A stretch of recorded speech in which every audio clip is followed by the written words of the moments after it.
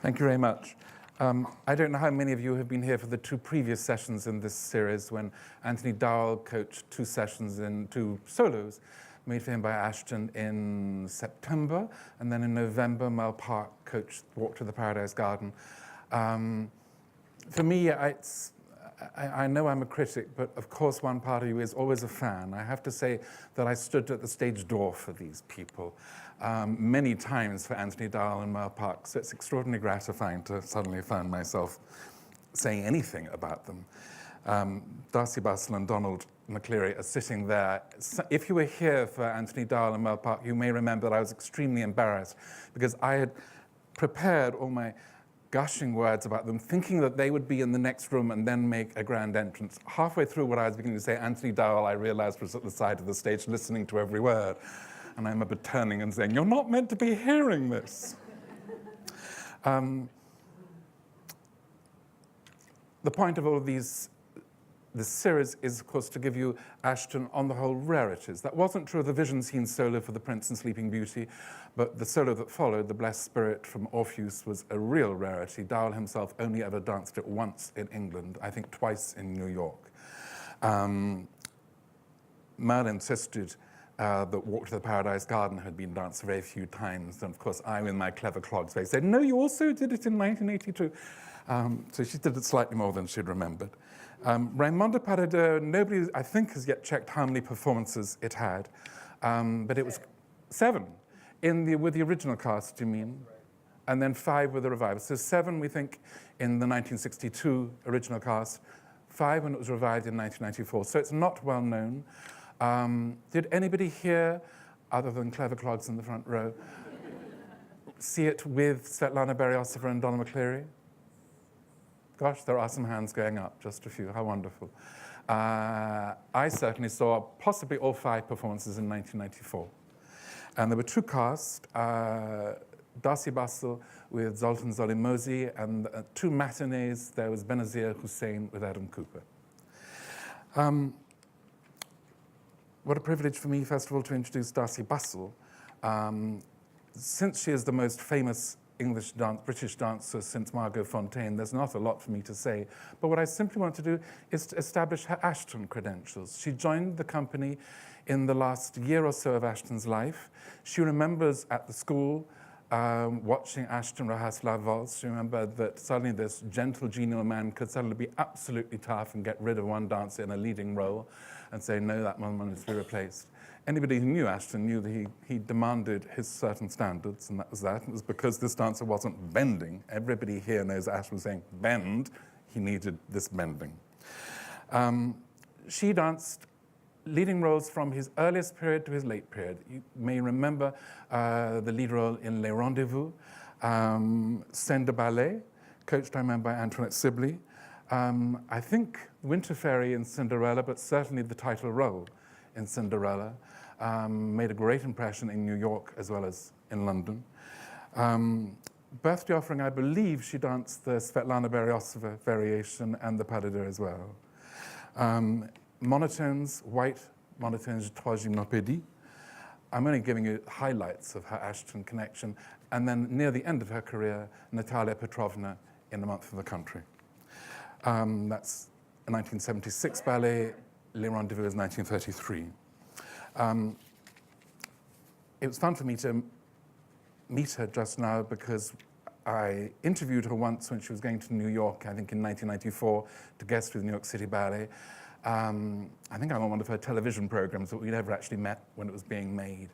But I so well remember, and I so often quoted what she said to me about conductors. She said, you know, conductors often just come to the last rehearsal, and you think you agree on a tempo. She said, and then you get to the first night, and the tempo is different. That what you must never do, she said, is as you bring them onto stage, say, that was faster than we agreed, because then they say, no, that was the tempo we agreed, and it is that tempo for the rest of the run. So what you do is you greet them with a bright smile, she said, and you say, gosh, that was fast, I enjoyed that.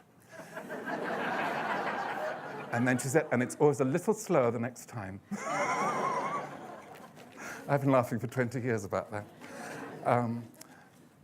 Federico Bonelli, again, needs even less introduction because he is dancing regularly at Covent Garden. But again, in fact, I don't even need to stress his Ashton credentials. But some of you may remember when he was just joining the Royal Ballet, in 1994, was still a fairly unknown dancer to the audience. He came to one of these educational events with Sarah Lamb to learn the Thais pas de deux, be coached by Sibley and Dahl. In fact, they had prepared it so well, they did it once through, and Sibley and Dahl both said, well, we don't have much to teach you two, do we? Let me go straight on to Don McCleary. This is a privilege for me. My first Romeo, my first prince in Cinderella, and I learned really from his first prince, my first prince in Cinderella, the thing that was famous about him, which was he was this legendary partner. Dancers, ballerinas would always say that you know sometimes you're in trouble, and if you're lucky, you've got a good partner who helps you through. Donald could see the trouble spot before you could. He was ready for you, and you didn't know you were going to tumble, and he stopped you from doing it. The reason I remember it was Cinderella is I was just seeing Cinderella. I was lucky I caught Ashton Helpman and the Ugly Sisters. But when it came to curtain calls, he took more curtain calls than his Cinderella, who was Natalia Makarova. And once he came out with all the four season fairies, who all did a deep reverence to him, because, of course, they had all been partnered by him, and they all needed to thank him for being part of their career. And that included Lynn Seymour, and I think Monica Mason on that night. And Georgina Parkinson as the fairy godmother. He joined the Royal Ballet in the 1950s. He created roles for Ashton, including this, not least, above all this, Raymonda with Svetlana Beryosova.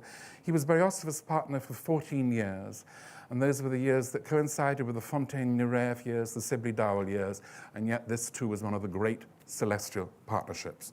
He also created roles for Kenneth Macmillan, not least the hero of Le Baiser de la Fée. And by the way, should you ever find yourself in New York, there are 7 minutes of film I discovered last year of Macmillan's Baiser de la Fée with Beryosova as the fairy, and curiously not Lynn Seymour, the original girl, but Antoinette Sibley. It's filmed on tour in Chicago. Donald was also one of the 4 original Romeos in the Macmillan production, alongside Rudolph Nureyev, Christopher Gable, and Anthony Dowell. And it was my first. I can date it, April the 5th, Friday, 1974. It was the Covent Garden Proms. I was mainly an opera person there, and I went Boris Godunov Monday, Triple Bell Ballet Tuesday, and we'll come back to that, Traviata Wednesday, Fidelio Thursday, Friday Romeo and Juliet, Saturday Salome. You paid £1 and you sat on the carpet at Covent Garden, and I was 18. It did change my life. Thank you, the Midland Bank, who paid for all of that.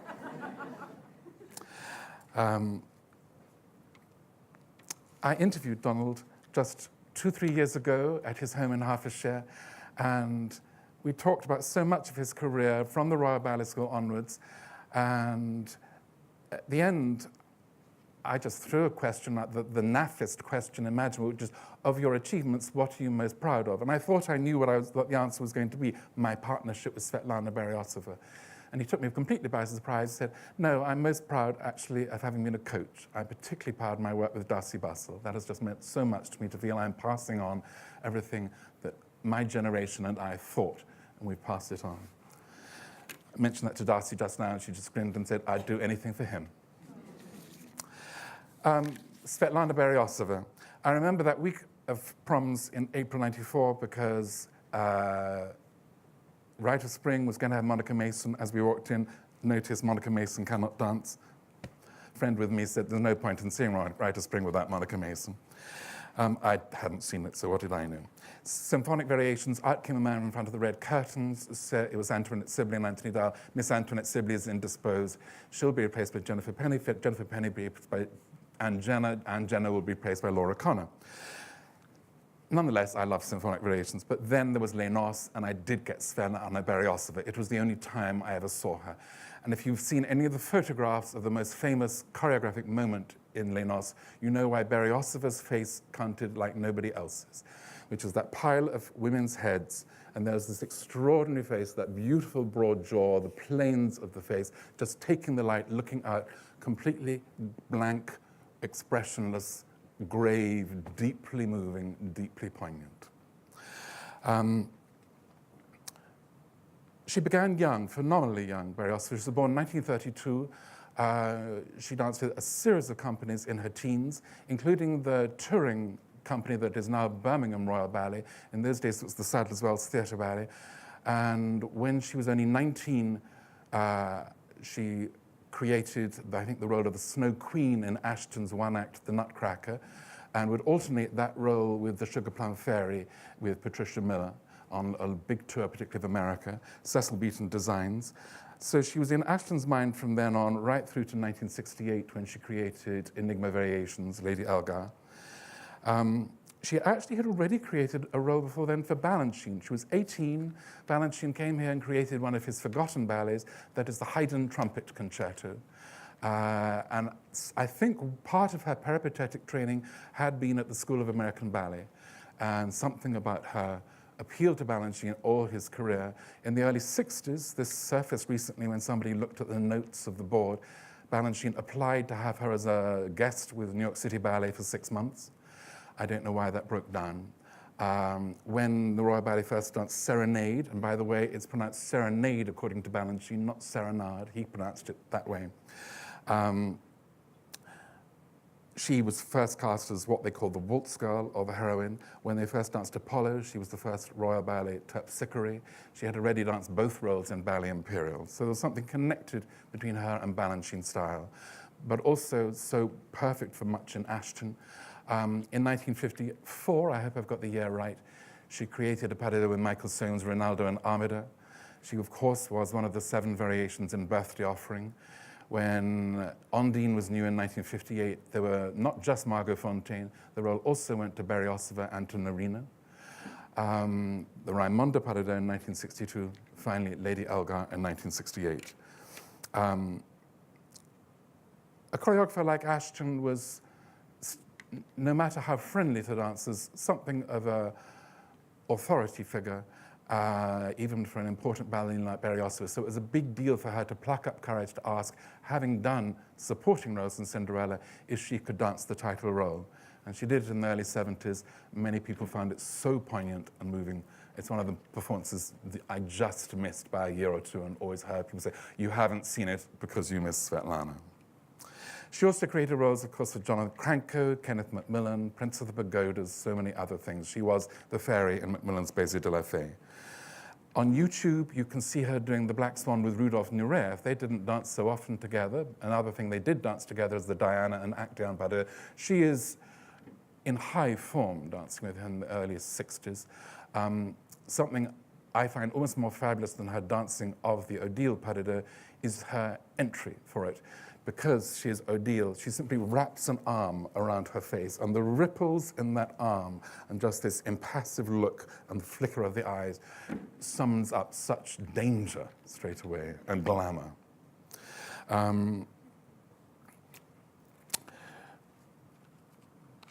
She retired around that time that I first saw her in 1974 from dancing, and then she started to do coaching, and she actually did it publicly. I'm sure some of you, I know some of you, saw her in a series with Maynard Gielgud called Steps, Notes and Squeaks, where she created a sensation by coaching Maynard Gielgud and Jonathan Kelly in the Sleeping Beauty pas de deux. I can still see so many moments as she shaped them. One particular moment I mentioned is simply the entry. The Aurora and her prince walk in, and Gielgud and Kelly simply opened their arms as they walked in to reach center stage, and Berriosova said, no, you must fill the whole of the music, so that she simply made them go from there, touching hands, carry on opening your arm until you've arrived, and don't finish the arm until you have arrived. Well, that was straight away revelatory to see that. You felt so much more grandeur, spaciousness. She did little coaching at that time with the Royal Ballet Auroras, and you could see which ones had been coached by Berriosova straight away with that. I interviewed her maybe 9 years later on the telephone. I just remember 2 things so well. One was she simply said, about halfway through, we were just talking about Aurora. I was speaking at a conference in New York. And suddenly she said, but why are you talking to me about Aurora? That was Fontaine's role. I was particularly famous as Swan Lake. So I said, well, I know that. But I also know, and I didn't see you do either role, but I know that there is one critic in important critic in New York, who says that though Fontaine was the general yardstick in Aurora, the greatest single Aurora he ever saw was Svetlana Beryosova. And Beryosova, if you've ever heard her voice, she spoke in this beautiful, melodious, low, grave accent. And she suddenly went into Northern. She said, I feel right chuffed. And then I asked her about this entry, and I said, am I right that you insist that Aurora must take her time to slowly open that, and the prince too? And she straight away said, yes, but that's not the point.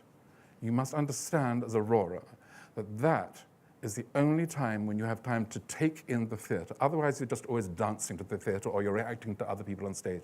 This is the one moment in the beginning of Act 3 when you come on and you have to breathe in the house and feel your responsibility to the audience. And she suddenly gave me her analysis of who was sitting where. She said, you see, there is Mr. Singh sitting in BB1 in the upper slips, and he's from an Asian culture, and he knows nothing about ballet, and you've got to make it work for him because he's brought his wife and his children.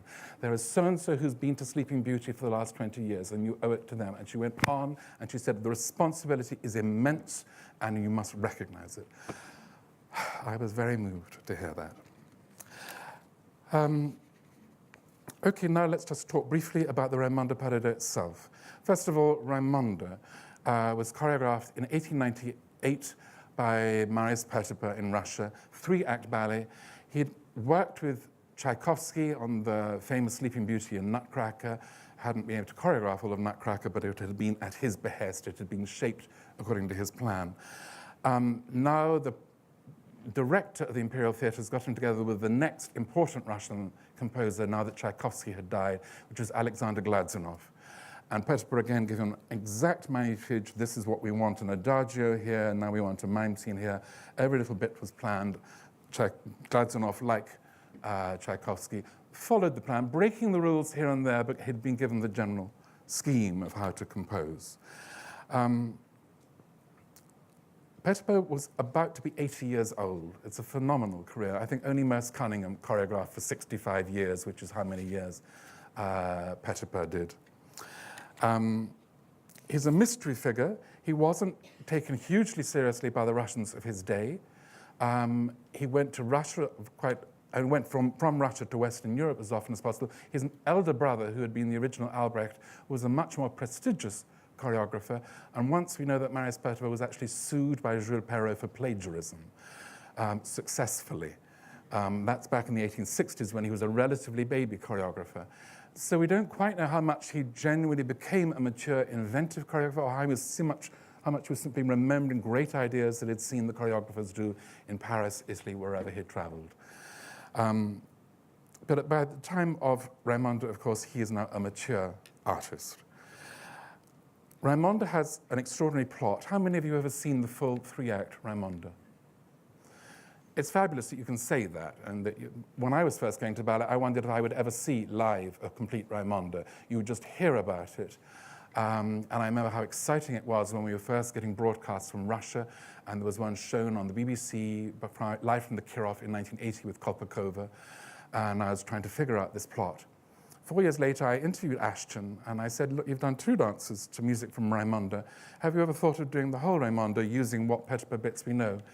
And he said, well, you know, I wondered about it, and they kept telling me the story, and they told me there was this white lady in it. And the only white lady I knew was a cocktail, so I didn't think that was a good idea. Of course, that was Ashton being debonair and flippant. I'm sure he looked into it more seriously than that. The plot of Raymonda is a problem. The heroine is one of those passive heroines who lets the men in her life sort everything out by fighting for her. There's a wedding act.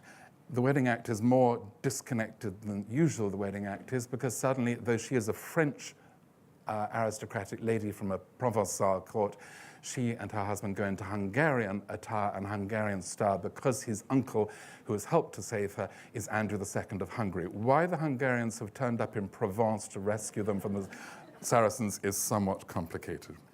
The white lady appears at sporadic intervals to save Raymonda or to warn her, and isn't much use in the plot. One footnote about the whole ballet was that Raymonda, which the actual title role, if you see the complete Petipa ballet, has a fantastic series of solo variations. Petipa really in his peak. It was choreographed for Pierina Legnani, and Pierina Legnani is famous for having been the first person in Russia to do the 32 fouetté turns, and because of that, people assume that she was just a powerhouse who did this in any ballet she could. Well, here is a ballet made after Swan Lake. There are no fouetté turns in it whatsoever. Petipa knew that she was capable of much more. She was one of the several Italian ballerinas who had a famous back. It was meant to be like poetry in motion. And also, she was the first ballerina, I believe, whose bourrées were famous, and they were compared to strings of pearls. Now, that metaphor or simile has been often used since then of ballerinas with wonderful bourrées, but it began with Legnani. And if you think of the famous hand clap Chardas variation in Act 3 of Raymonda, you know that those bourrées are almost all that that variation is. People have been trying to reconstruct Raymonda in various ways. Curiously, Balanchine tried doing with his colleague, former wife/mistress, Alexandra Danilova, a full-length Raymonda in 1946 for the Ballet Routes de Monte Carlo. If you go to New York, there's a complete film of it in live performance with Danilova and other casts. And then we enter a period that I was talking about in the Dowell session at September. Balanchine and Ashton, I believe, across the Atlantic, used to watch each other like hawks, and they would get interested in the same music at the same time. I find it fascinating that I think an example we didn't mention in September. In 1947, Ashton made Valse Noble et Sentimentale using the Ravel score. Balanchine passes through London in 1950, sees the Sadler's Theatre Ballet when he's making Haydn Trumpet Concerto, sees they're doing Valse Noble et Sentimentale, remembers it, uses some of the same dancers that Ashton had got in his cast. The next year, he makes his full version of La Valse, beginning with, guess what, Valse Noble et Sentimentale. And when Saratoga Ballet danced Valse Noble et Sentimentale, the Ashton one, in New York last year, several Balanchine dancers saying, isn't that interesting? In the second valse, Balanchine is using some of the same steps. Not at the same moment, but saut de basque occur in the same dance. So these two men were picking up from each other, and of course Ashton heard about La Valse and then choreographed Ravel's La Valse later in the 50s. Nothing like Balanchine's at all, but they would just think of each other and the thought, oh, his using that music would make the other one think, oh, I must try that music, often in the opposite direction. They did this with Stravinsky, Ravel, Delibes, Gluck, that came up when we were talking about the Dance of the Blessed Spirit solo that Ashton made for Dowell. Well, in 1955, Balanchine made his one-act ballet, Pas de 10, which is really his version of what we call Raymonda Act 3. Many of you will know Raymonda Act 3 is frequently danced by itself. Nureyev made his version of the Royal Ballet. First his full length in 1964, then Act 3, 1967. Well, Balanchine had already done his Pas de 10, led by his former wife, Maria Tolchieff. It's still danced in America today. 4 years later, Ashton makes a Raymonda Pas de 2 called Scène d'amour for Margot Fontaine at the end of her, what they thought was the end of her career. She's 40 years old with Michael Soames. 1961, Balanchine makes a new one-act ballet called Raymonda Variations, which is still danced by New York City Ballet. The very next year, Ashton makes the Raymonda Pas de 2, which we're going to see today. And then in 1973, Balanchine comes back to make another version of Act 3 with different choreography, still based on Petipa, but with lots of variations, called Cortège Hongrois. That too is in repertory today. So if you're a Raymonda pedant, you can go wild doing the research. Raymonda Act 3 entered the Royal Ballet repertory, the Royal Ballet at Covent Garden repertory, in Ashton's regime as a director. And it was part of what he loved as a director, which was not just presenting his own choreography, but being a link in the chain. I remember when I was a baby critic in 1980, asking him about the connection to Petipa and so forth, and he said the greatest compliment I had from Tamara Kasavina was she said to me, "You are a link in the chain." And he said that was what I did deliberately. And he said the whole repertory, I wasn't just looking after my own ballets, I was coaching the girls as they came down the ramp in Bad Air. There must be a style that connects everybody.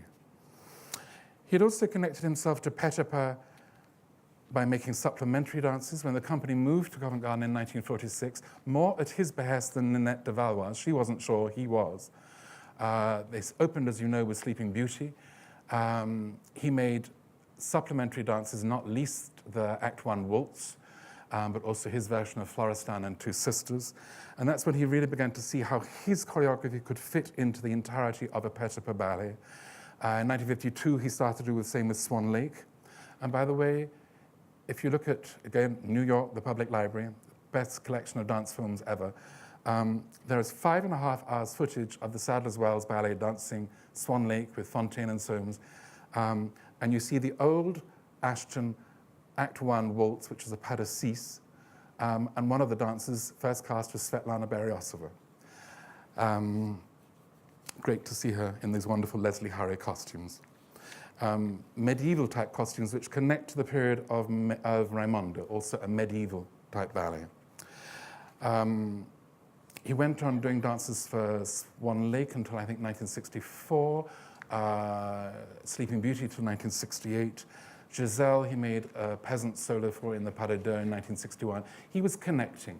And the last thing really I have to say to you before I hand over to better people is a story I probably have told you before, but it resounds in me. Again, in my first interview, I